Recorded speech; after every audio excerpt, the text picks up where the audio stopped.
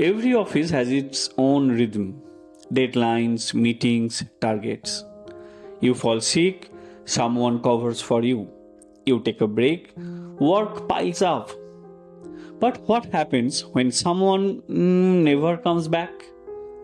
We don't talk about that part of corporate life. The part that teaches us how to move on from loss faster than our hearts can. Hello everyone, welcome back to the channel. I am Satya, your guide through the wild world of tech and corporate life. This video is not about productivity or promotions. It's about something I have felt, witnessed, and learned through years of corporate life. How it quietly shapes the way we deal with death, grief, and everything in between. Corporate life teaches us many things: how to choose deadlines, how to smile in client calls, how to stay calm when everything is falling apart. But one thing I never thought I would learn in the office was how to deal with death, or maybe how to not deal with it. When I started my career, there was this senior, a true mentor figure, always guiding, always delivering. You know, the kind of person everyone relied on. And then, one day, he was gone. A sudden illness none of us even knew about. We rushed to his home, sat with his family, cried in silence. But the next morning, we are back at office, clearing backlogs, explaining why we left mid-shift. I was angry. I felt the company should have declared a holiday. But years later, I understood. Deadlines, deliveries, penalties. Maybe it was not possible. Still, that moment stayed with me. It was my first lesson in how corporate life handles grief.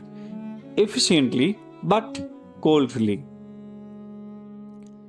Years later, in the same company, one manager died. I didn't feel the same grief, maybe because I was not close to him, but his subordinates were shattered. Some didn't even want to work that day, and yet they stayed late that night to finish a deadline. That's when I realized grief is also about closeness, friendship, mentorship, bonds.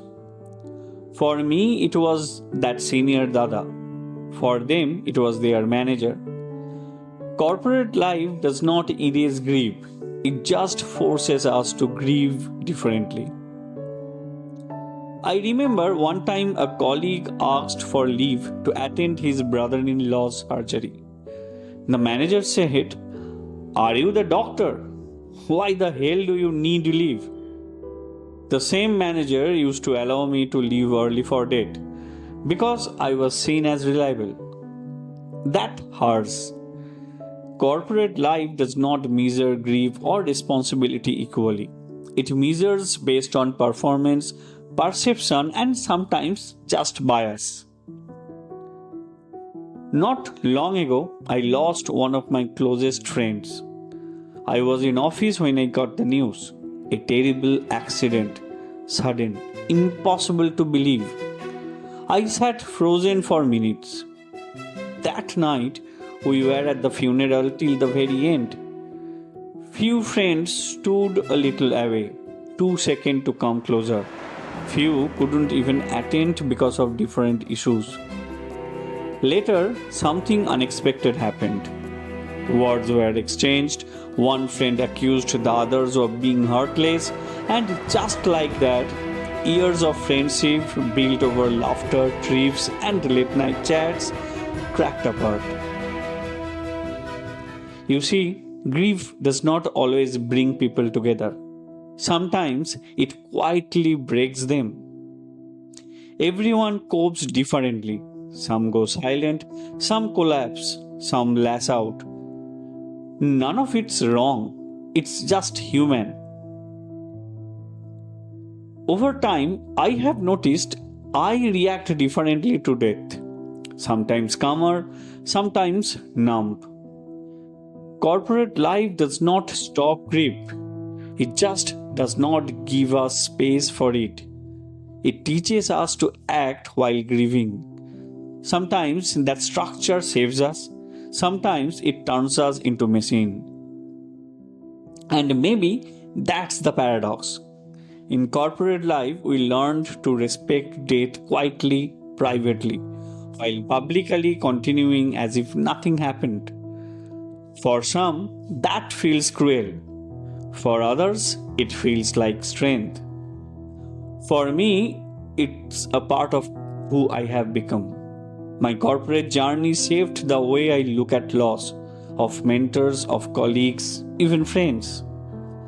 But I have also learned that grief has no rule book. It doesn't follow HR policy or deadlines. It just lives differently in each of us. If this video made you pause for a moment or reminded you of someone you have lost, share your thoughts. And if you are new here, I'm Satya and this is Satya Scope, where we talk about life, work, and everything that makes us human. Don't forget to subscribe, and I will see you in the next story.